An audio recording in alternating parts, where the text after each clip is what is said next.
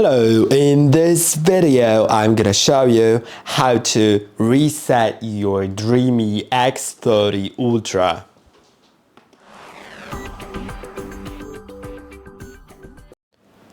In order to reset it factory,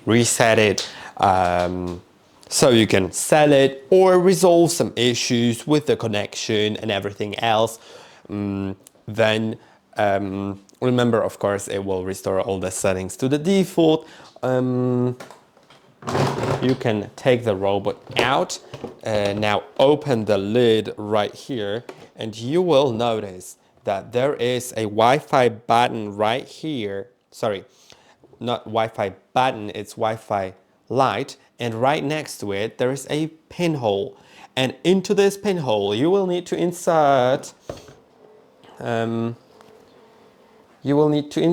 a pin or a needle and hold until the device resets. So let's do it.